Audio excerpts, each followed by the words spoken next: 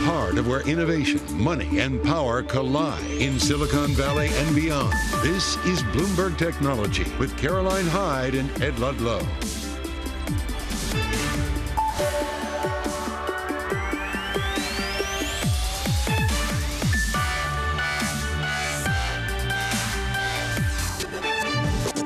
Caroline Hyde at Bloomberg's World Headquarters in New York. Ed Ludlow is on assignment. This is Bloomberg Technology. Coming up, TSMC shares jump the most since February, despite a global slump in chip demand and warnings of softness. But signs of stabilization we discuss. Tesla risking margins in order to boost sales volumes. The company has been cutting car prices on a near monthly basis, and Elon Musk hinted at more cuts to come.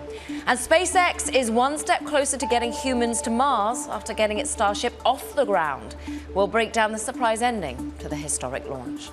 But first, as always, we check in on these markets. And, well, as you'll see, we're actually getting some reprieve to some of the individual movers today. We wanted to go more broad to start, but I'll go in on the micro for the first and foremost. IBM currently up 0.9% as it gave a forecast for annual revenue in line with analyst projections, delivering a cautiously optimistic sign, perhaps amid this uncertain economy. Lam Research up 7.7%, really managing to outperform as some of those China curbs aren't impacting the company quite as much as it had anticipated. Remember, this has come as we have breaking news that Biden is to unveil China investment curbs before the G7 summit in May. We move back to the broader indices. NASDAQ off by 0.5%. We're still worried about the economy. The headwinds we see actually signs more of those recessionary headwinds upon us. Some of the jobless claims coming in higher than expected. Some of those business macro data not ringing quite so strong today. We see the two-year yield therefore fall on the back of perhaps potential for the Federal Reserve not have to hike quite so fast. We're at 4.16.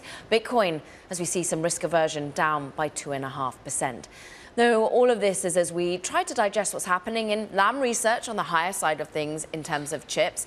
But what we saw, interestingly, is moves from TSMC in particular, actually rising, even though perhaps we saw, well, signs of concern around this business. Mandeep Singh, I'm pleased to say, is here with us. Just walk us through the ADRs of TSMC up, even though, we're still bottoming when it comes to the chip cycle, according to the CEO? Yeah, and the results were much better than feared. You could see their pricing actually grew 11%, even though wafer shipments were down 15%, but the pricing held up quite nicely, which is reflected in the gross margin. So compare TSMC's gross margin versus Micron's. Micron's was the worst quarter in the history of the company, negative 31%. In the case of TSMC, 200 to 300 basis point decline, and the pricing, like I said, held up very well. So, and they didn't cut capex ahead of the earnings. There was speculation they're going to cut their capex. That didn't happen. They reaffirmed the capex for this year. And the reason they're spending is because they have to diversify their own supply chain for their end user, largely because of what Joe Biden's doing in terms of executive orders to target China-US relations. Absolutely. They have to open overseas fabs, one in Arizona, one in Japan. They're talking about, production being live by 2024. So clearly, they are diversifying. They have no choice. And that is where the gross margin impact may show up, because those fabs aren't going to be as profitable as the ones they have in Taiwan right now. So that's the longer-term risk they have, because as they diversify their locations and the factories, it will have an impact on their pricing and, the cost structure. So clearly, that's a risk. But they have the visibility and the commitments from their, strategic partners like Apple, like NVIDIA. These are the customers of TSMC. And they have visibility for, demand on like the 3-nanometer node, the 2-nanometer node. They will run at full utilization. I'm worried about Intel and, what will happen to them because of what we saw with Micron. And I think if you are diversified right now, you are in a good spot. TSMC's exposure to high-performance computing was 44% of their revenue. Remember, smartphones was the largest segment. Now it's high-performance computing. That's where the AI chips come into play. And I think if you're not diversified right now as a chip manufacturer, you have a problem. So you push us perfectly forward. It's trying to sort of read the tea leaves when an IBM is out there saying, actually, we're a bit more upbeat despite a slowing and headwind economy. We've got companies. You just have to be in the right place at the right time to weather this current quarter, right? Absolutely. Autos, again, bright spot. Autos revenue grew 38%. It's still small, but it could be the next high-performance computing segment. Remember, high-performance computing was much smaller 3 years back.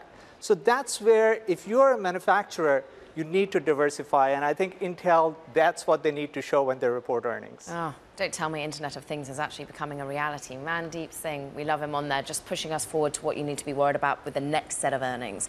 Let's go from chips to EVs now in terms of earnings. And Tesla actually down quite hard today after its first quarter margins were hit by a slew of price cuts. While we reduced prices considerably in early Q1, it's worth noting that our operating margin remains among the best in the industry. We've taken a view that pushing for higher volumes and a larger fleet is the right choice here versus a lower volume and higher margin. Let's bring in the Wesley Group managing partner and former Tesla board member, Steve Wesley, for more on this. So is this the right course of action? Short-term pain for long-term market share? Well, I think it absolutely is. I mean, look at this. Solid Q1 results, record deliveries, sold to 423,000 units, on a way to doing 1.9 to 2 million units this year. That's stunning. 23.3 billion in revenues, slightly above forecast. Net profit, 2.5 billion for the 15th consecutive profitable quarter. Share price up 51% for the year. Hard to argue with those numbers, but I think they're doing the right thing. Cutting costs, expanding market share, that is a smart move. I mean, as you say, revenue is rising. It rose 24%. But you say it's hard to argue, but investors are arguing. They're cutting the overall market capitalization of this company on the day pretty hard. What do you think investors got wrong? Did they just get too ambitious in the short term? I think there is probably a bit of ebullience in the marketplace, but I think as people step back and look at this, as Elon said, this is essentially one of the most profitable auto companies in the world. They can afford to trigger a global price war, and that is just what they're doing. They've taken price cuts, prices down 6 times this year already, twice more in the last 30 days. That's stunning, but they can afford to do it. Others can't. What's interesting here, and people need to understand, they say, is there a demand issue? Absolutely not. The entire world is going all electric. Customers bought 10 million electric vehicles last year. They're projected to be at 20 million vehicles a year within just 3 years. So there's not going to be a shortage of demand. Elon, I think, is smart. He's buying market share when he can, and I think that move's going to pay off. I mean, it's worth reiterating, yeah, operating margin is down, but it's still above 11%. You look at GM's, that's just 6.6%. You look at Ford's, that's just 4%.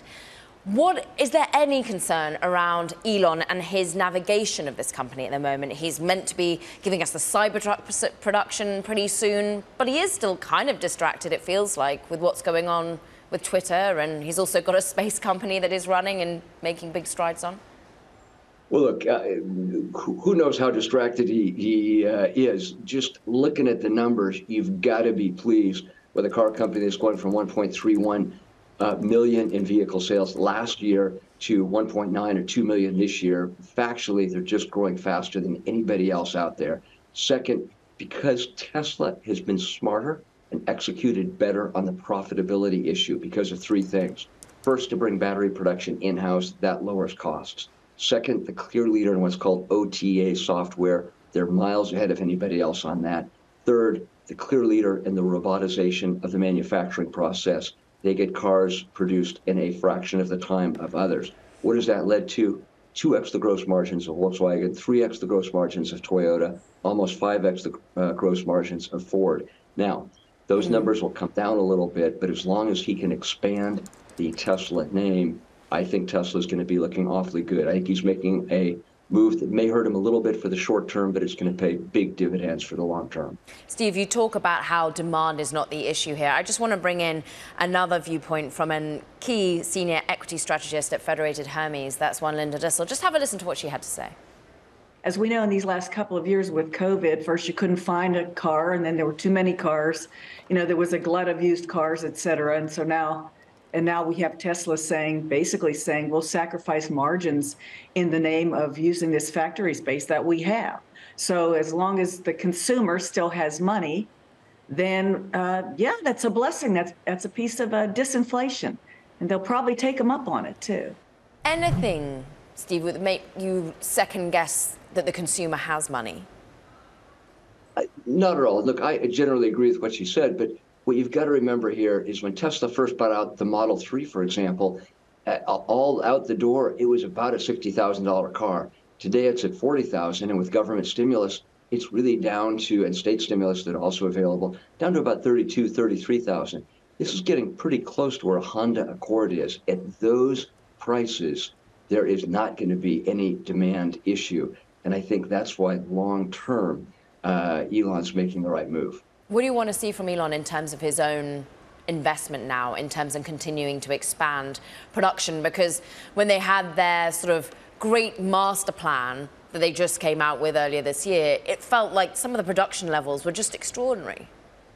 Well, they are extraordinary. And you've got to look at most of the other competitors, GM, Ford, they have 1 or 2 EV plants up and running. Tesla already has 4 gigafactories, a new one in Monterey coming, which will be up literally in less than 12 months. New battery plants in Shanghai and Lathrop already online. So Tesla, simply put, is just moving faster than others, and you got to give them credit for that. Just look at the numbers of comparison.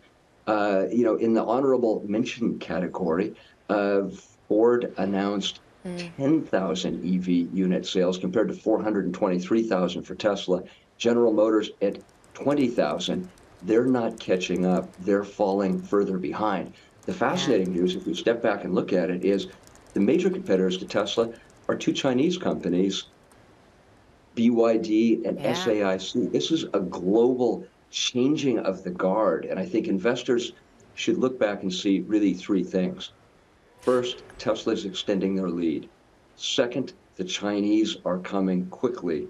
And third, a lot of these smaller firms, Canoo and Fisker and so on that have come, Lordstown, they're just going to have a hard time making the cut. Yeah. And I think Elon is pressing consolidation in the industry, and I think he's going to be the winner when all is said and done. Steve, I just want to drill in on that really interesting point about China. We know that actually some Chinese demand has been frustrated by the price cuts, but the Chinese investment is there. We know commitment to Shanghai, for example, not only with car production, but battery production. Are you worried about geopolitics here? We just hear that President Biden will unveil China investment curbs before the G7 summit. He doesn't want U.S. companies like Tesla investing in China. Yep. Well, look, there's a tale of 2 cities here. On the upside, China's the world's largest auto market, and Tesla has moved quickly, put a manufacturing facility there, and Tesla is killing it in China. The flip side of that curve is if there's ever a real estrangement, a geopolitical crisis, and anything like what happened in the Ukraine, where Russia nationalized a lot of our companies, Tesla would be in a world of hurt because 40% of their capacity comes from China today. But in the meantime, if you want to win in the auto industry, you got to be playing in China. It is the largest market in the world. 7 of the top 10 biggest selling EVs are Chinese names. So right now, Tesla has played the game well. And I think if you're Elon Musk, you have to be going to bed every night praying that the Cold War with China doesn't get worse. Right now, he's looking awfully smart. We'll see. I'm not sure he's in a bed. I think he's on a sofa somewhere in a Twitter office. Caught on the factory floor, maybe. When he gets his few hours of sleep. We thank you so much, the Wesley Group Managing Partner, Steve Wesley there. Great to have you. Meanwhile, let's talk about it. President Joe Biden aiming to sign an executive order in the coming weeks that will limit investment in key parts of China's economy by U.S. businesses. And that's all according to sources. The administration has been debating the measure for almost 2 years now, and it plans to take action before a summit of the Group of 7 that's due to start on May 19th in Japan. Coming up, the second time wasn't exactly the charm for the massive SpaceX Starship rocket launch, which of course exploded in the sky just minutes after liftoff. But there was positives amid these technicalities. We'll dive into what Elon Musk himself had to say. And let's just take a look at another key earnings read after we saw AT&T come out with its numbers, and we are down hard on this particular stock. Of course, it's missing analyst estimates for free cash flow in particular. They added perhaps fewer subscribers than a year earlier, although they did beat in that particular mark, more than 400,000 added, but the free cash flow was $1 billion in the period, and Wall Street wanted to see more than $3 billion. From New York, this is Bloomberg.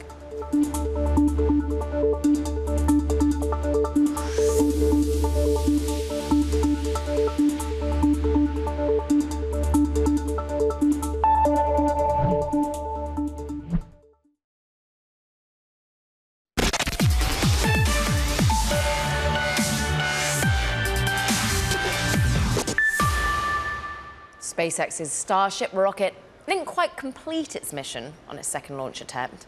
Starship appeared to explode in the sky several minutes after lifting off from the facility over at Boca Chica in Texas. More on these events. We're joined by Bloomberg's Lauren Grush, who was just at the launch site earlier. And Elon Musk himself set expectation. He said, look, as long as we don't blow up the launch pad. And they didn't. No, they didn't. They actually got pretty far away from the launch pad. And I will say, from the ground, it was a spectacular sight. Well before the explosion happened, I mean, we could feel the rumble in our chest of those 33 engines. Though I think when I looked at the live stream later, not all of those 33 engines you can see on the screen were actually alight. So there were some engine problems, I think, apparently. We'd like some more confirmation from SpaceX. But yes, they did get valuable data, hopefully, just from being able to clear the launch pad. But yeah, something didn't quite go right around 2.5 minutes into flight. The stages were supposed to separate, and instead the rocket seemed to veer wildly off course instead. Oh, I think we're taking some hits on this line, Lauren. I'll just ask one more question, and hopefully your line stabilizes a little bit. But SpaceX did say they experienced a rapid, unscheduled disassembly before stage separation. So nuance there. Push us forward. We knew that there was a delay. They then came on 420, which we know is a key day for Elon Musk in many ways. What do we expect next? A little bit more description of what went wrong, and then the next test flight, I guess? Yeah, for me personally, I really want to know what actually caused the mishap. You know, why did the stage separation not occur as planned? What was going on with those engines that appeared to be out? And then also, I'd like to know from SpaceX whether or not, you know, the rocket broke up on its own, or if they terminated the rocket purposefully with the flight termination system. It's a system they can use to blow up the rocket to protect, you know, the uninvolved public. And then, yes, you know, how will they incorporate the lessons learned from this flight into the next flight that they do, which I believe Elon said would happen in the next few months. So very much looking forward to the timeline and then also the root cause of this issue. Extraordinary. We continue to keep across all of it with our own Lauren Grush. We thank you so much for making the time. Meanwhile, let's turn our attention to the financial world for a moment, because American Express set aside, well, a little bit more cash to cover any possible loan losses as the economy starts to slow. That did ultimately weigh on some of the earnings, even though the CEO would say, look, this is just a normalization. Shares fell despite, look, spending volume still climbing 14%. I got to have a chat with CEO Steve Squeri about investments in financial technology in particular. And he said, look, we had AI in our models forever, in our credit models and our fraud models, how we market to our customer. Where we're thinking about AI even more now is in our customer service. And of course, he sort of made me chuckle with the fact that, look, the new technology a couple of years ago was all about blockchain. Now it's all about new tech that is GPT. And he in particular is saying they're looking at this stuff for a while, and, well, we just have to do it in a controlled way and make sure you find the right business case. I have much more on what Amex CEO had to say a little bit later in the 2 p.m. hour. Meanwhile, coming up, a look at today's big take, which I have to say exposes the dangers of TikTok's algorithm to troubled teens. This is Bloomberg.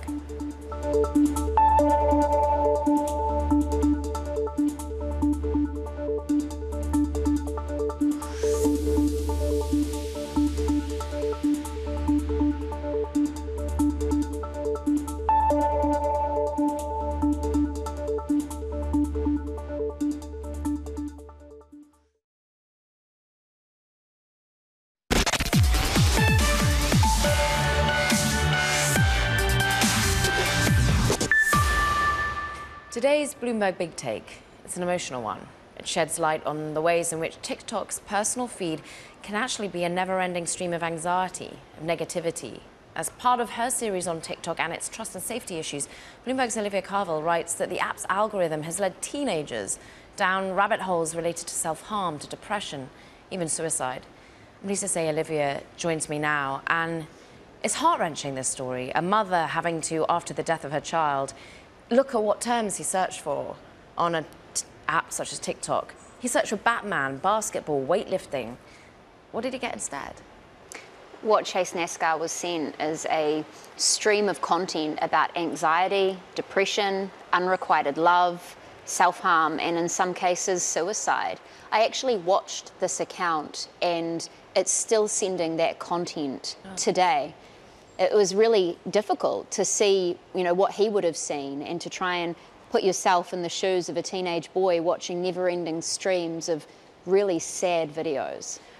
What, therefore, does this say about an algorithm that, in many ways, people turn to TikTok for joy, for hilarity, for fun? Why is this happening to vulnerable teenage children? And that's what his parents kept asking, is they thought TikTok was about creating joy. That's the company's slogan. They thought it was funny, happy dance videos. And when I went to meet them in Long Island earlier this year, they asked that question of where are the happy videos? We were looking at his account together and what it's still being sent today, and there are no happy videos coming through. TikTok said that it has worked on this specific issue, and it's been working on it for years, trying to break up repetitive videos about sad topics, whether that's depression or eating disorders or suicide-related content. But effectively, what this account shows us is that those efforts have fallen short. In some cases, they haven't worked. TikTok have responded. You've had a spokeswoman in particular speak to you saying they're committed to safety, the well-being of its users, but especially teens. Researchers and child psychologists, they're getting more and more anxious about this, aren't they? What steps? Can anything be done from a regulatory perspective? Where next goes in your reporting journey? Well, I think one of the biggest concerns for child psychologists and researchers is that we're seeing this looming youth mental health crisis. We're seeing new data showing that kids are experiencing higher levels of hopelessness, of suicidal thoughts, of anxiety, and alongside that, we're seeing explosive use of social media. So while causation is very hard to prove, the correlation is right there in front of us. And that begs the question of what more can be done. TikTok isn't the only platform that has a recommendation engine that is pushing harmful content to kids. And one of the calls that we've seen time and time again from researchers is give us transparency. Let us study your algorithm. Let us understand how it works, what drives it, what powers it. Right now, these companies aren't willing to provide that kind of transparency to researchers, and that is frustrating the academic community. They feel locked out from studying, a phenomenon that is impacting millions of kids around the world. Olivia, you keep bringing us transparency, and we thank you for it. It's an amazing read, heart-wrenching one. Olivia Carville. Meanwhile, coming up, we're going to talk about something entirely different. European lawmakers passing an ambitious set of rules to govern the crypto industry. A report from the UK next. This is Bloomberg.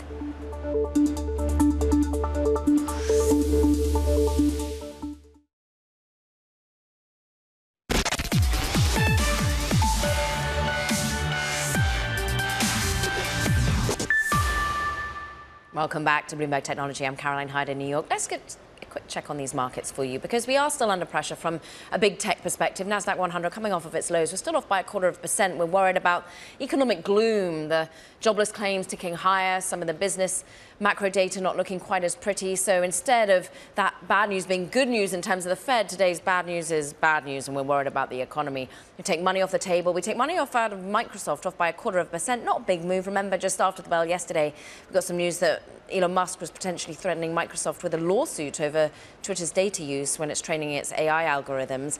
But we're off by 0.25% more broadly with the market today. Alphabet shares, though, on the flip side, remember, they've sort of been the underdog when it comes to AI, but Alphabet seems to be on the rise a little bit, maybe planning to use generative AI to create ad campaigns, according to the FT. We're up 1.25%. Let's move it on to look at the other previous area of exuberance when it came to tech, and it was all about crypto, of course. Bitcoin off by 2.3%. We're sub 30,000 after what's been a spectacular run-up so far this year. Maybe some calm coming out of, as we start to see some resiliency to the financial market, in particular the banking market here in the United States, as those earnings come in. And we see a little bit of weakness just in the world of ETH. We're off by 1.5%, down below that 2,000 mark.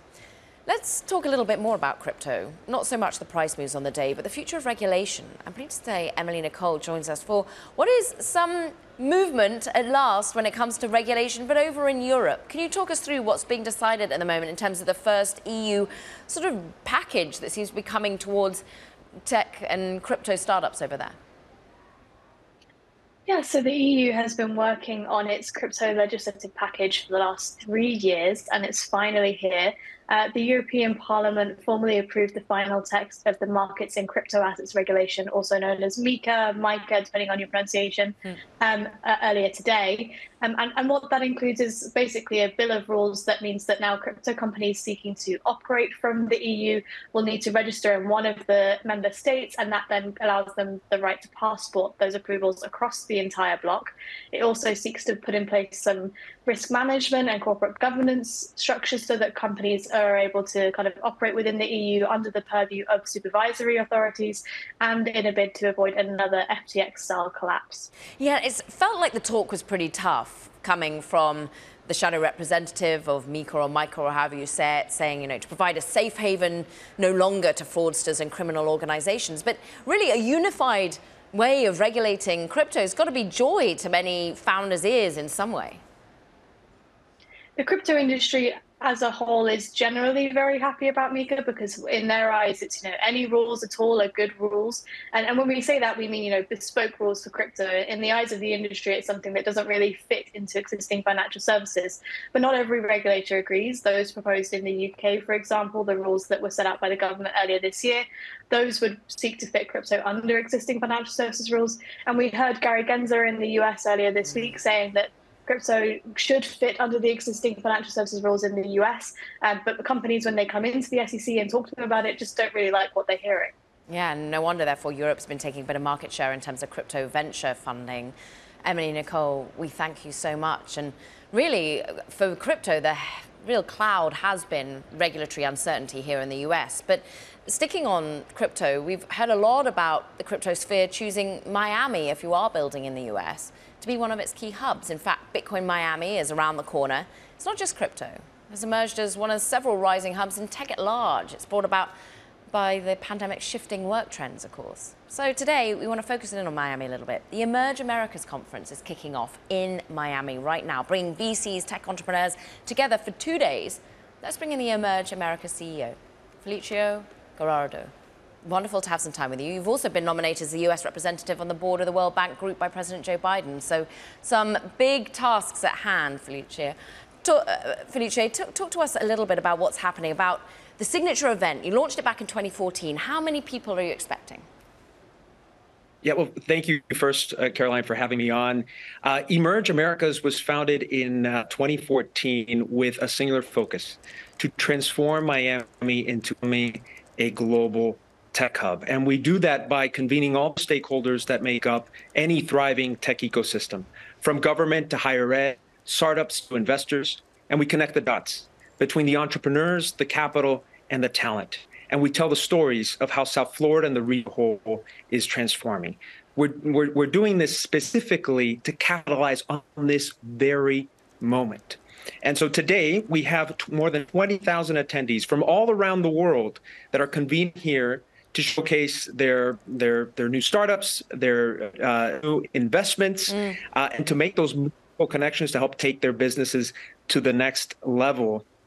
I would say, talking a little bit about or dovetailing from your previous speaker, if last year was all about blockchain, this year is all about AI.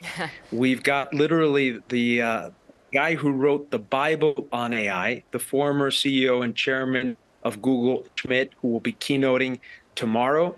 And I just got on stage with the 7-time football champion, serial entrepreneur, and best-selling author Tom Brady, who was our opening keynote this morning. Okay, but interestingly, Felicio, of course, I would associate Tom Brady more with crypto, with blockchain. So is he pivoting to AI as well? I mean, how are you seeing what has been real build-up in VC money being allocated to Miami, perhaps taking a hit from 2022, like the rest of the tech world, because of the pullback in crypto VC money?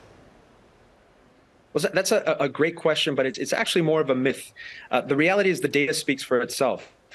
Miami has led the nation in terms of venture growth, being number one in the nation for venture activity since the start of the pandemic. While the rest of the world to be contracting, Miami actually only continues to expand. We've grown about 248% since the start of the pandemic. Yeah. And while investments has continued to focus on fintech, we also have been one of the leading health tech hubs, and I would say and argue also for climate tech, with this being also incredibly important to our community and to the region as a whole. But surely money must be pulling back, and in a way, I mean, has the money that, in terms of sponsorship coming for your event, pulled back any compared to 2022?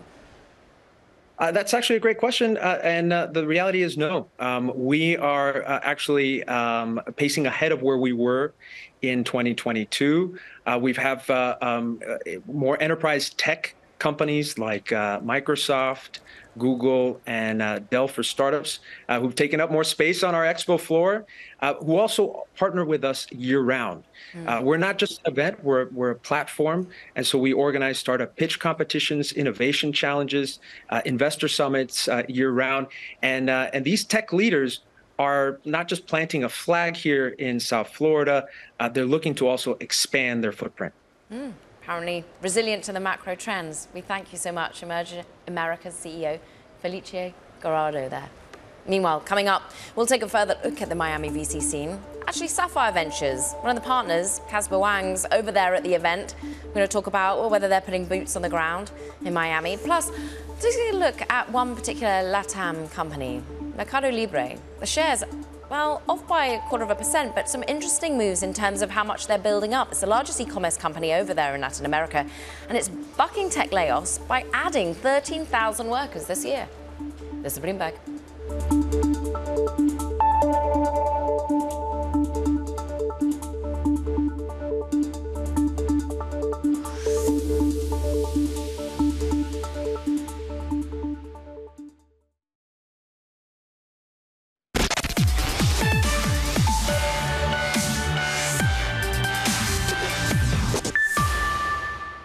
Time now for our VC roundup. Starting with Tiger Global, $12.7 billion venture fund it has is recording a 20% paper loss as of December 2022. That's all according to the information.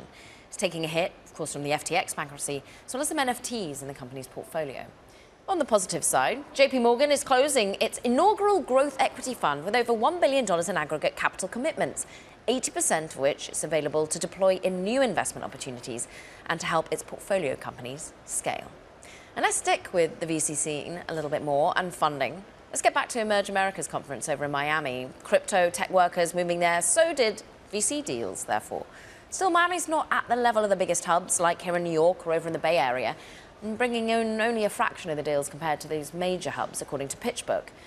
Will it bring in more? Let's ask someone on the ground. Casper Wang's there, partner at Sapphire Ventures.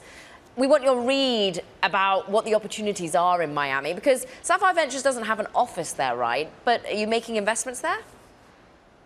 Thanks. First of all, thanks for having me on, Caroline. We don't have an office in Miami, but we constantly look for opportunities that are outside of the Bay Area and New York and some of the core tech markets. I would say the innovation here at Emerge, as well as the broader Miami city, has been amazing. And I've got the opportunity to talk to a lot of founders and VCs specifically in certain areas like crypto, AI, and developer tools and all that. Of course, you're largely sort of focusing on bigger, later stage companies. What are the opportunities for that in AI? We were just hearing from the CEO of Emerge saying this year it's pivoted from all things crypto to all things artificial intelligence. What sort of companies attract you? Yeah, 100%. So, we think AI is a super trend for the next decade to come.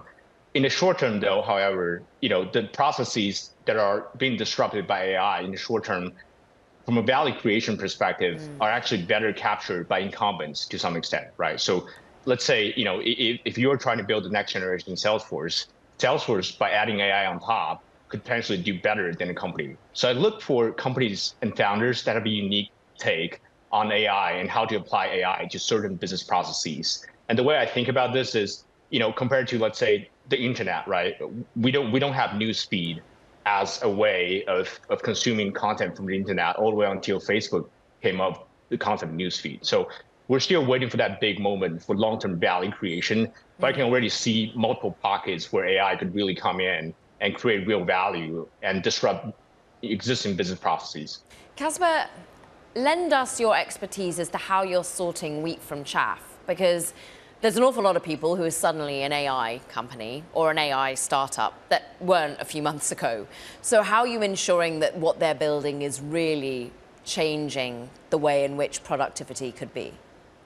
Yeah, Caroline, this is a great question. This space is emerging so fast. Frankly, it's very hard to track, even from an investor perspective, right? We at Sapphire Ventures, we've been investing in AI for the last decade almost. So this is not a brand new thing. It's just the generative models themselves have been a new way to interact with human beings and add certain chat functions that are familiar to the users themselves. So for me, I really look for one, again, a founder that has a unique take on a specific problem. So not necessarily just starting from technology, but starting from the business problem itself.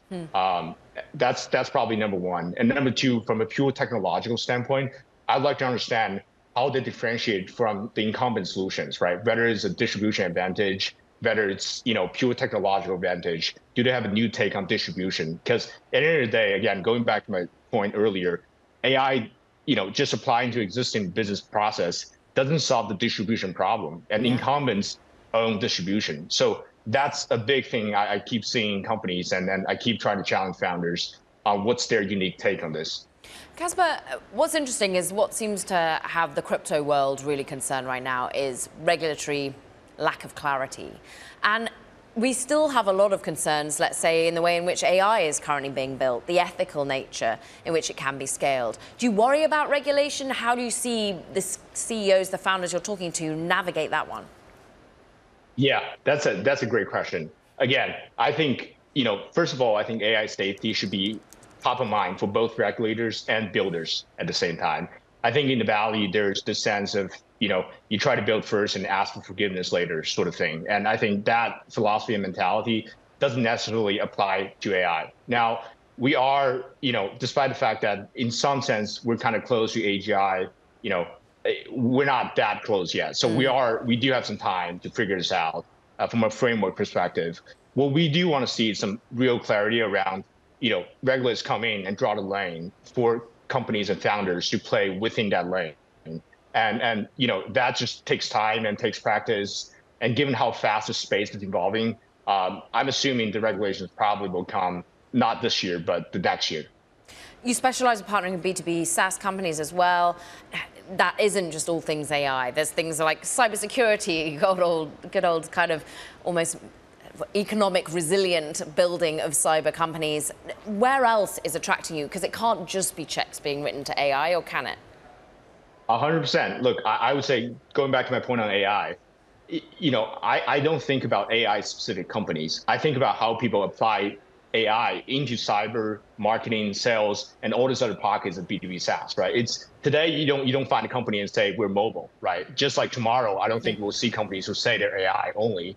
And cyber to me is an incredibly exciting space, right? I think, number one, cyber has been the top priority for enterprise spending, but everybody's looking to get more out of less, right? It's the analogy I use is like our iPhone. When we first got our iPhone, we've got 10 apps on this. We can keep downloading new apps. Now we've had 1,000 apps on iPhone. We're not going to download new apps. And similar thing is happening in cyber too, where the CISOs, the key buyers, they're looking for consolidation in real time. And secondly, I think what's incredibly interesting and exciting is, the talent shortage in cyber is unfortunately not going away anytime soon. So there's going to be opportunities for companies to come in and provide not only just alerts and insights for the companies, to provide a last mile solutions for those companies and buyers who want to tackle cybersecurity challenges. So I thought those are incredibly exciting. All very exciting, but how much of these founders are having to get to grips with where valuations are now at, even for something as exciting and exuberant as AI or cyber? Yeah, look, Caroline, I think it's a great question. I don't have the crystal ball. I would say, though, I think valuation is coming down real time. It's bridging the public market, and the private market is bridging real time. Now, at what point, do we get to an equilibrium where we start seeing a lot more deals happening? My personal guess is probably we're still a couple quarters away from that point. But I would say, efficient growth has been a big trendy word this year in the Valley for good reasons. And one of the key reasons and one of the key underlying statement behind efficient growth is not all growth is created equal, right? we're going to have high-growing, high-profile companies that are flying today that might not be a big public IPO companies that could grow efficiently. And what happened now is investors are looking for proof points for efficient growth earlier on in company cycle. So instead of just looking at growth early on, Series A, Series B, they're asking for efficient growth sooner than later, which is another phenomenon that's impacting the funding market. And how much are you being impacted by the fact that the exit market is pretty close? There's consolidation, as you said, but maybe not so much from a regulatory perspective from the big American companies being able to buy up smaller ones as we'd previously seen. And look, the IPO market's still pretty shut. Yeah, totally. I think fortunately, most of our portfolio companies have years of cash on their balance sheet. We believe most of our companies are building resilient, long-term, sustainable B2B businesses that will always have a demand, right? The way I think about this is, economy is a function of productivity growth, and B2B SaaS is a big driver behind that increase in productivity growth. And a lot of our companies are indexed to that. So, the way I think about it is there's an demand market. It's just how we get from point A to point B while surviving this downturn. Casper, great to spend some time with you. Go have some fun over at the conference. Casper Wang, partner at Sapphire Ventures. Meanwhile, coming up, we are sticking with all things Miami, but we're looking at it from a different lens. Tech and media workers are on high alert from companies like Meta, Disney, now BuzzFeed, preparing to lay off hundreds of workers in the coming days. We'll talk to Pipeline Equity CEO Katika Roy about the health of the labor force. Speaking of BuzzFeed, let's just dig in on that particular story because shares currently off by 23%. In just this one day. They're shutting down the news operation as part of a retrenchment that will result in, we understand, 180 layoffs. Chief Operating Officer, Chief Revenue Officer also departing amid the cutbacks. From New York, this is Bloomberg.